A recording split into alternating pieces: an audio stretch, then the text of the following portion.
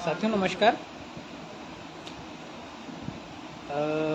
जैसा कि हमने कल भी एक लाइव सेशन किया था और उसमें ये कोशिश किया था कि आप सभी लोगों को ये बताया जा सके कि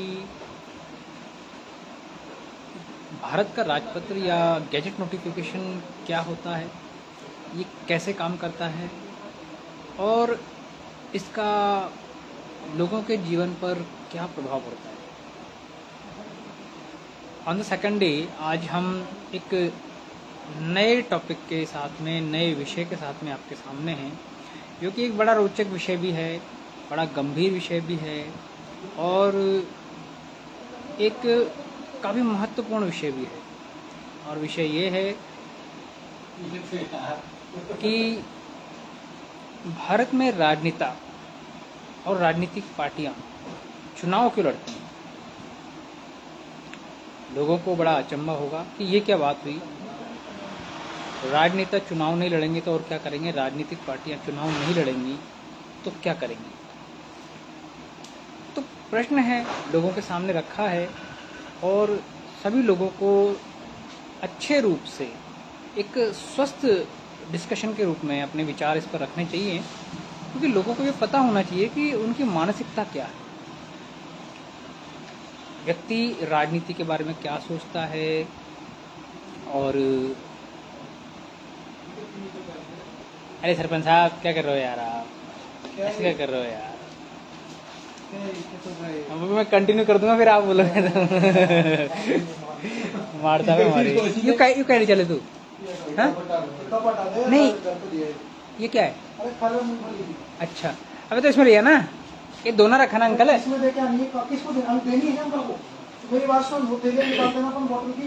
अरे ले मेरे बैग में पड़ी होगी एक थैली यार, छोटी थैली पड़ी मेरे पास।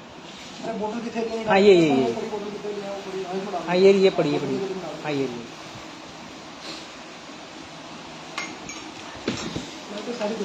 नहीं लाइट इधर वाली ये वाली जला रखी, मैं आता हूँ ऊपर बैठा हूँ मैं थोड़ी देर। अरे तू मुँह तो क्या चप्पल लेता बड़ा।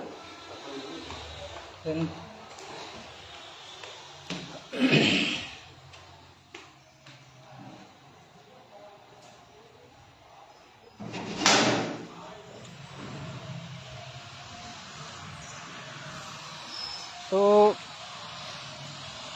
हम एक बड़ा रोचक विषय आप लोगों के सामने आज लेकर आए हैं, जिस पर बात होनी चाहिए और लोगों को अपनी विचार उस पर रखने ही चाहिए, क्योंकि जानते तो सब है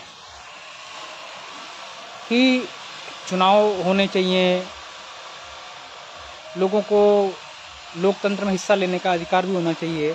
पर मेरा फिर भी पूछने का एक सीधा सीधा उद्देश्य ये कि राजनीतिक पार्टियां चुनाव क्यों लड़ती हैं, या राजनेता जो होते हैं ये चुनाव ही क्यों लड़ते हैं। तो आप लोग अपने विचार कमेंट में डालते जाएं।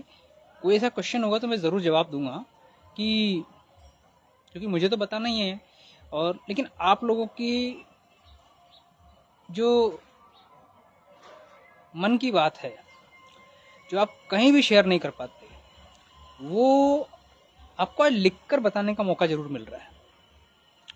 तो आप जल्दी जल्दी बताएं कमेंट करके कि भारत में राजनेता और राजनीतिक पार्टियां ये चुनाव क्यों लड़ती हैं।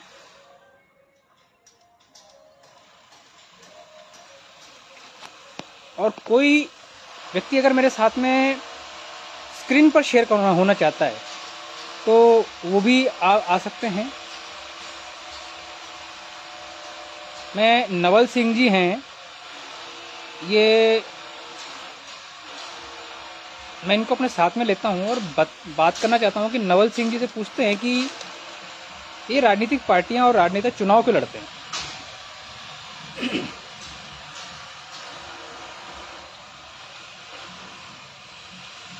शायद उनसे संपर्क में कुछ दिक्कत आ रही है। तो देखिए, भारत एक लोकतांत्रिक देश है और लोकतंत्र में जो विधान है देश को चलाने का, वो प्रशासनिक के साथ साथ में राजनीतिक भी है। हमारे यहाँ पर 3 चीज़ें काम करती हैं। सबसे पहली होती है व्यवस्थापिका, कार्यपालिका और न्यायपालिका। न्यायपालिका अपना अलग काम करती है। किसी भी चीज़ पर सुनवाई करना, मुकदमों को सुनना, उनके लिए फैसले करना, वो न्यायपालिका का काम है। अब बची 2 पालिकाएं, जिसमें पहली है व्यवस्थापिका और दूसरी है कार्यपालिका। तो बेसिकली कार्यपालिका क्या करती है कि जो व्यवस्थापिका जो नियम बनाती है, व्यवस्थापिका जो नियम बनाती है उसके हिसाब से देश को चलना है, और उस चलने के लिए क्रियान्वयन का जो काम है, मतलब ऑपरेशनल जो बॉडी है, वो है आपकी व्यवस्थापिका, सॉरी कार्यपालिका। तो कार्यपालिका जिन नियमों के लिए बाट जोहती है या जिन नियमों का इंतजार करती है, वो बनाती है आपके व्यवस्थापिका। और व्यवस्थापिका में कौन है? व्यवस्थापिका में है जनता के द्वारा चुने हुए प्रतिनिधि। मने उनको अधिकार है कि भारत देश कैसे चलेगा उसकी व्यवस्था वो करें। मैं कोशिश कर रहा हूं कि बहुत सिंपल रूप में आपको, बहुत सरल भाषा में आपको समझाने की कोशिश करूं। फिर भी अगर कोई बात अगर आपको समझ में नहीं आती है तो आप रिक्वेस्ट कर सकते हैं और कमेंट भी कर सकते हैं। अभी नहीं तो मैं बाद में भी जवाब देने के लिए उपलब्ध रहूंगा हमेशा। तो व्यवस्थापिका कुल मिलाकर हमारे देश के लिए नियम कानून बनाती है, जैसे कि सीए बनाया या जीएसटी लेकर आए या बहुत सारे नियम, कृषि कानून लेकर आए। तो ऐसे जो नियम हैं वो बनाने का काम है व्यवस्थापिका का। अब व्यवस्थापिका में जो लोग हैं वो जनता के द्वारा चुने हुए हैं। तो अब आपको एक स्टेप तो समझ में आ गया होगा कि जब लोगों को नियम बनाने का मौका मिल रहा है, मतलब आप तो सोचिए अगर हमको घर चलाने का मौका मिले, मतलब किसी शादी ब्याह में अगर हमको कोई जिम्मेदारी दी जाए तो हम बहुत खुश होते हैं कि चलो हमको कोई जिम्मेदारी मिले। तो जब भारत देश के लिए आपको नियम और कानून बनाने का मौका मिलेगा तो क्या आप उससे चूकेंगे? बिल्कुल भी नहीं चूकेंगे। और यहाँ पर चूकने वाले कौन नहीं है? वो व्यक्ति नहीं है जो या तो देश के लिए वास्तव में काम करना चाहते हैं या फिर उनको ये पता है कि ये नियम कानून कितने महत्वपूर्ण हैं, इनसे क्या नहीं किया जा सकता। जैसे मान लीजिए, मैं एक उदाहरण आपको देता हूं कि मेरी कोई इंडस्ट्री है। मान लीजिए मैं तेल के व्यापार में काम करता हूं और मुझे पाम ऑयल बेचना है भारत में। तो क्या मैं पाम ऑयल भारत में बेच सकता हूं? उसकी तो इजाज़त भी नहीं है भारत में बेचने के लिए। तो मैं नियम बनवा दूं कि आपके जो खाद्य तेल हैं उसमें आप कुछ प्रतिशत मात्रा में पाम ऑयल का मिश्रण कर सकते हो। और ऐसा नियम बनाने के लिए मैं जनप्रतिनिधि को या सरकार को बोलूं और ऐसा नियम बनाकर वो दे दें, तो इसमें फ़ायदा हुआ कि नहीं हुआ? फ़ायदा हुआ, मेरा काम चल गया और मेरा बिजनेस या धंधा चल निकला। तो ये जो नियम बनाया, ये किसने बनाया? ये बनाया वहाँ के विधानमंडल, विधान परिषद या फिर विधानसभा ने, या फिर लोकसभा जो सर्वोच्च संसद है उन्होंने बनाया। और वहाँ पर बनाने वाले कौन हैं? कौन किसी व्यक्ति के कहने पर नियम कानून बनाएगा? वो है वहाँ के जनप्रतिनिधि। तो अगर मान लीजिए मैंने किसी भी लोभ लालच में आकर किसी व्यक्ति का फेवर करने के लिए कोई नियम बना दिया तो वो उसको बेनिफिट देगा।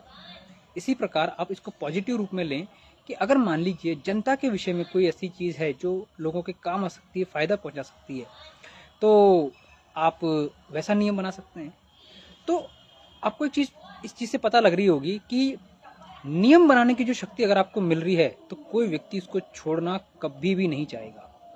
और यही एक सबसे बड़ा रीज़न है, बहुत सारे रीजंस में से, जो किसी भी व्यक्ति को चुनाव लड़ने के लिए आकर्षित करता है कि आपको वो ताकत मिलने वाली है जिसके द्वारा आप नियम कानून बनाने के लिए सामर्थ्यवान हो जाएंगे। अच्छा, नियम कानून बनाना मतलब एक तरह से कोई जनप्रतिनिधि है तो वो सिर्फ प्रस्तुत कर सकता है। सपोज कीजिए आज मैं मान लीजिए कोटा संसदीय क्षेत्र से जीत कर जाता, तो मुझे वहाँ पर जाते ही एक ही काम करना था कि भाई वोट वापसी का एक कानून है, ये ड्राफ्ट है और आप इसको छाप दो, गैजेट में लेके आ जाओ और ये जनता को दो कि भाई जो भ्रष्ट नेता हैं, जो भ्रष्ट अधिकारी हैं, जो भ्रष्ट मंत्रिमंडल है, कोई भी व्यक्ति जो भ्रष्ट है, आप उन जनता को पावर दो कि वो अपना वोट वापस ले सकते हैं। तो इससे उन भ्रष्ट नेताओं को अक्ल आएगी, भाई अगर हम ढंग से काम नहीं करेंगे तो हमारी नौकरी जा सकती है। तो मैंने तो ये कर लिया। लेकिन अगर मान लीजिए किसी व्यक्ति ने किसी को स्पॉन्सर करके भेजा हो, स्पॉन्सर मतलब मैं हर एस्पेक्ट को लेके चलूंगा, कुछ एस्पेक्ट अच्छे भी होंगे, कुछ एस्पेक्ट बहुत बुरे भी होंगे, कुछ तीक्ष्ण भी होंगे। मान लीजिए मैं किसी व्यक्ति के प्रभाव में आ जाता हूँ और मैं उसका काम कराने के लिए जीत कर चला जाता हूँ, तो उसने मुझे स्पॉन्सर किया और मैं उसके कहे अनुसार ही नियम कानून बनाने के लिए बाध्य रहूंगा। क्यों? क्योंकि उसके बैक सपोर्ट के बिना मुझे जीतना मुमकिन नहीं था। तो ये तो हुई एक बात। अब जब आपको कुछ लोग कहते हैं कि राजनेता या राजनीतिक पार्टियां जो है वो देश की सेवा करने के लिए चुनाव लड़ती हैं, तो मेरा उनसे सीधा सीधा यही कहना है कि सेवा करने के लिए आपको चुनाव लड़ने की जरूरत बिल्कुल भी नहीं है, क्योंकि सेवा एक ऑपरेशनल प्रोसीजर है। आप गाय को चारा खिलाने के लिए नियम नहीं बना सकते, आप कुत्तों को हॉस्पिटल पहुंचाने के लिए नियम नहीं बना सकते, वो आपको खुद करना पड़ेगा। तो ये कहना कि लोग सेवा करने के लिए राजनीतिक रूप में आते हैं, हाँ एक पार्ट है उसका, लेकिन विशेषकर उसी के लिए आए ऐसा पॉसिबल नहीं है। ये एक बहुत बड़ा झूठ है जो राजनेता या राजनीतिक पार्टियां जनता को बोलती हैं और जनता उनके बहकाव में आ जाती है। देखिए, सबसे बड़ी बात यह है कि आपको वहां पर जाकर पावर मिल रही है कुछ करने की। तो अगर वो काम आप जो पावर आपको मिल रही है, अगर आप वो काम जनता के हित में करते हैं, जनता के लिए करते हैं, तो आप 5 साल क्या 50 साल तक जनता आपको बार बार चुनेगी। लेकिन आप में वो ताकत होनी चाहिए, आप में वो स्टेमिना होना चाहिए, आप में वो ज़ील होनी चाहिए, वो विश्वास होना चाहिए जिसके माध्यम से आप जनता को इम्प्रेस कर पाए। देखिए, जनता को इम्प्रेस करना कोई फोकट की चीज़ें देकर या फ्रीबीज देकर आप एक बार चुनाव जीत जाओगे, जनता को भी पता है, लेकिन जनता के पास में कोई ऑप्शन नहीं है। तो ये कहना बिल्कुल गलत है कि राजनीतिक पार्टियां और राजनेता जनता की सेवा करने के लिए चुनाव लड़ते हैं। आप में से अगर जो भी व्यक्ति जो सुन रहे हैं, अगर उनको मेरा कोई भी पॉइंट या कोई भी बात मतलब ऐसी लगती है कि वो सहमत नहीं है, तो वो लिख भी सकते हैं। और अगर मान लीजिए आपके पास में कोई बेटर इसका जवाब है जो मैं बता रहा हूँ, और आप बोल सकते हैं you are part of my मतलब डिस्कशन। तो मतलब आप अगर बोलेंगे तो और लोगों को भी ऐसा लगेगा कि हमको भी पार्टिसिपेट करना चाहिए, क्योंकि क्या होता है, ये एक स्वस्थ डिस्कशन है, एक हेल्दी डिस्कशन है जिसमें सभी लोगों को आना चाहिए। टॉपिक आपको पता है इसे कि भारत में जो राजनेता हैं और जो राजनीतिक पार्टियां हैं वो चुनाव क्यों लड़ती हैं। तो अभी हम सिर्फ राजनेताओं की बात कर रहे हैं, राजनीतिक पार्टियों के बारे में बाद में आएंगे। तो पहली बात तो आप चुनाव लड़ते हैं तो आपको नियम कानून बनाने की पावर मिलती है, बिल पेश करने की पावर मिलती है। तो आप अच्छे बिल पेश करें तो बहुत ही अच्छा, लेकिन मैंने देखा नहीं है किसी भी व्यक्ति को, बहुत सारे राजनेता अभी हैं लेकिन प्राइवेट मेंबर बिल के रूप में कोई ऐसा अच्छा बिल उन्होंने प्रस्तुत किया हो, कुछ एक्सेप्शंस को छोड़ दें तो वो अलग बात है, लेकिन प्राइवेट मेंबर बिल के रूप में किसी भी राजनेता ने कोई जो बिल है वो अभी तक किसी ने संसद में पेश नहीं किया है। तो अगर लोगों की आपको सेवा करनी है तो आप चुनाव लड़ सकते हैं, लेकिन वो सेवा राजनीतिक रूप से एक पार्ट है। मतलब आप सिर्फ सेवा करने के लिए राजनीति में जाएं, ये एक मिथ्या है। दूसरी बात कि लोग चुनाव मतलब राजनेता चुनाव क्यों लड़ते हैं, उसका एक सबसे बड़ा रीजन ये भी है कि देखिए, अब माने या ना माने, एक रिकॉग्नाइजेशन लोगों के पास में जरूर होता है। आप 10 लाख 15 लाख लोगों की भीड़ में से उठकर आते हैं, आपके पास में कुछ अच्छे मुद्दे होते हैं, उन मुद्दों के ऊपर आप लोगों के बीच में जाते हैं और लोग आपको चुनते हैं। तो recognisation is a second factor जिसके लिए लोग लालायित रहते हैं। तो वो रिकॉग्नाइजेशन देखिए, आज एक मतलब फेम जिसको आप कह सकते हैं, तो फेम एक मतलब एक ऐसा एक्सपेक्ट, ऐसा तथ्य है जो आजकल जैसे आप देखते होंगे सोशल मीडिया पर काफ़ी सारी चीज़ें चल रही है, कोई इंस्टाग्राम है, कोई यूट्यूब है, किसी भी माध्यम से लोग वो फेमस हो रहे हैं, तो फेम पा रहे हैं वो। तो लेकिन अगर आपको लिटरली मैं सही कहता हूँ आपको वास्तव में ग्राउंड लेवल पर लोगों की मदद करनी है, उनके लिए काम करना है, अपने लिए काम करना है। देखिए, राजनेता मतलब मेरे जैसा व्यक्ति तो ये कहता है कि आप वो नियम बनाएं जिससे लोगों का फायदा प्लस आपका फायदा, क्योंकि आप खुद जनता हैं, तो ऐसे नियम बनाओगे जो आपके भी फायदा पहुंचा रहे हैं और तो लोगों को तो स्वाभाविक रूप से पहुंचा ही रहे हैं, तो आप टिके रहोगे। मतलब आप 5 साल क्या 50 साल क्या आप जब तक चुनाव लड़ोगे ना, और आपकी गुडविल अगर वो हो जाएगी तो जनता आपको बार बार जिताएगी। फिर आपको पैसा खर्च करने की, ये फालतू के ढोंग ढंगे करने की कोई भी जरूरत नहीं है। तो सेकंड हो गया आपका, फेमस होने के लिए लोग बात करते हैं।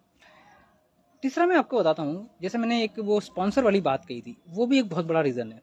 बहुत सारे लोग मैंने देखे हैं जो मतलब उनको चुनाव में इंटरेस्ट तो है, मतलब पॉलिटिक्स करना चाहते हैं, वो लोगों के लिए काम करना चाहते हैं, व्यवस्थापिका में जाना चाहते हैं, लेकिन वो लोग प्रमोटेड होते हैं।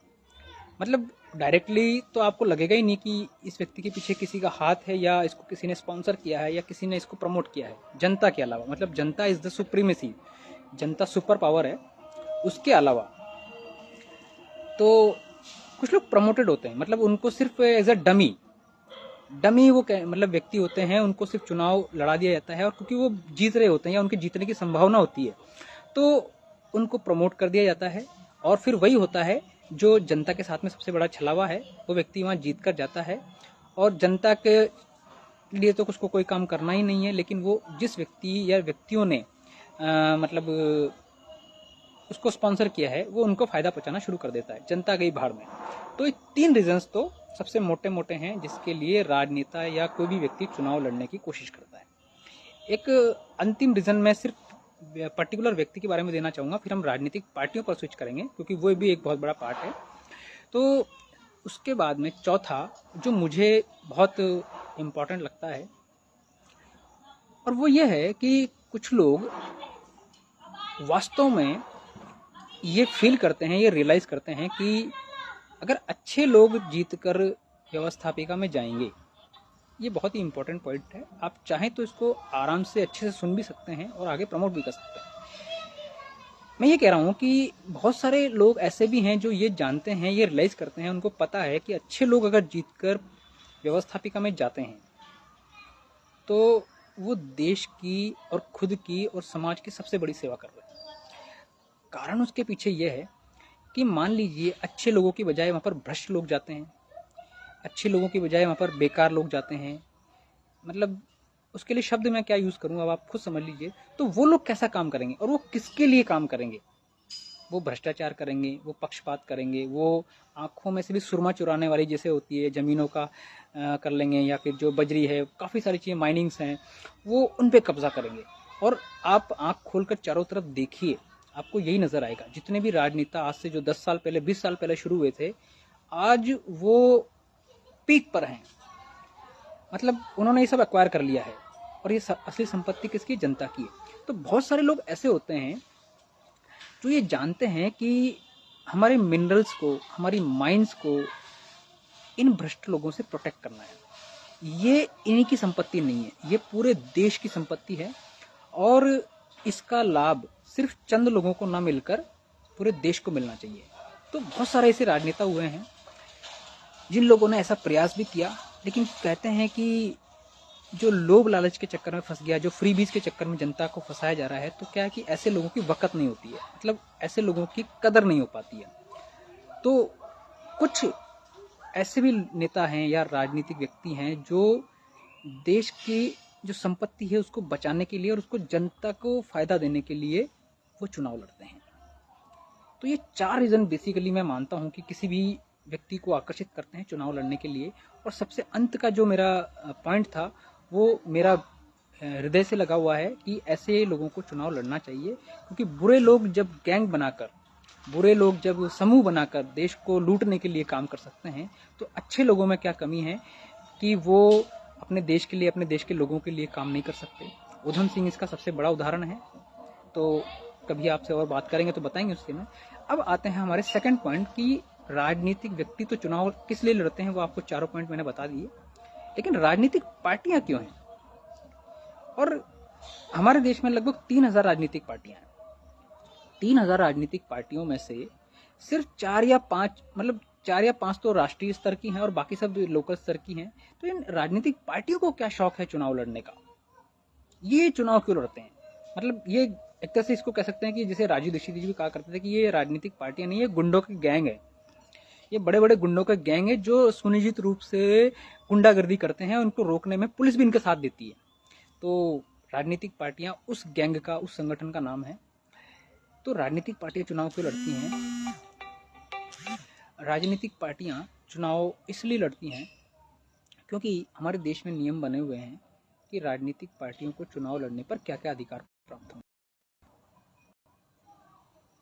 और वो अधिकार इतने अच्छे हैं कि अगर आपको वो जनता को वो अधिकार पता लग जाए तो वो इन राजनीतिक पार्टियों के लोगों को पकड़ पकड़ कर धोए, चौराहे पे धोए। मैं साफ कहता हूँ, मैं भी एक राजनीतिक पार्टी का सदस्य हूँ, मैं भी एक राजनीतिक पार्टी से चुनाव लड़ चुका हूँ।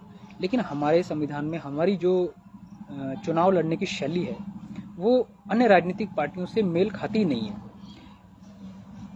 देखिए, मैं ये नहीं कर रहा कि मैं मतलब मेरी राजनीतिक पार्टी की अच्छाई करने के लिए बात बता रहा हूँ, लेकिन ऐसा है। पर फिर भी मैं उसको साइड में रखते हुए आपसे सीधी बात करता हूँ कि राजनीतिक पार्टियां चुनाव क्यों लड़ती हैं। राजनीतिक पार्टियों को बहुत अच्छे अधिकार मिलते हैं, एक बात। दूसरी बात कि उनको डोनेशंस काफ़ी मिलते हैं, क्योंकि ये एक बड़ा मतलब कटु सत्य है कि जो भी राजनीतिक पार्टियों को डोनेशन जाता है उसमें काफ़ी अच्छी टैक्स रिबेट होती है। तो जो सर्विस क्लास हैं, जो इनकम टैक्स बचाने के लिए जो लोग काम करते हैं, तो वो इन लोगों से मतलब कह सकते हैं आप सिंडिकेट बनाकर काम करते हैं। सिंडिकेट, मैं बहुत अच्छा शब्द यूज़ कर रहा हूँ, सिंडिकेट। तो उन लोगों को उस इनकम टैक्स में काफ़ी हद तक छूट, मतलब 100% तक छूट मिलती है कई बार। तो आई डोंट नो मैं सही हूँ या नहीं, काफ़ी कुछ लोग मुझे करेक्ट करें तो ज़्यादा अच्छा होगा। दूसरी बात, राजनीतिक पार्टियाँ जो चुनाव लड़ती हैं तो डोनेशंस तो उनको मिलते ही हैं, उनको फेमस होने के लिए लोग भी मिलते हैं। दूसरी बात, राजनीतिक पार्टियों के जो प्रतिनिधि हैं जो जीत कर वहाँ व्यवस्थापिका में जाते हैं, तो किसी भी, मान लीजिए कि एक कोई संगठन है, उसका व्यक्ति जीतकर व्यवस्थापिका में चला गया, तो क्या उसकी पावर कमतर आकी जाएगी? नहीं, वो एक तरह से सेकंड गवर्नमेंट है। मतलब सपोज कीजिए आज जो राजनीतिक पार्टी जीतकर सत्ता में है तो उसकी मंत्रिमंडल वहाँ सरकार में काम कर रहा है, लेकिन वो सेकंड पार्टी के रूप में बाहर से काम कर रही है। ये कटु सत्य है, लोगों को इसको मानना ही पड़ेगा, चाहे आप कितना भी झुकला लीजिए। अब देख लीजिए, जिस राज्य में जिस पार्टी की सरकार है वहाँ पर उसी का महिमा मंडन है, वही लोग वहाँ पर मतलब 90% कार्यों पर उन्हीं का वर्चस्व है, वही वो लोग काम करते हैं। तो जब ऐसी व्यवस्था राजनीतिक पार्टियों को मिल रही है तो कोई राजनीतिक पार्टी चुनाव क्यों नहीं लड़ेगी? एक बात और है कि देखिए, अच्छी और बुराई दोनों जो सरकमस्टांसेस हैं वो सब जगह मिलती हैं।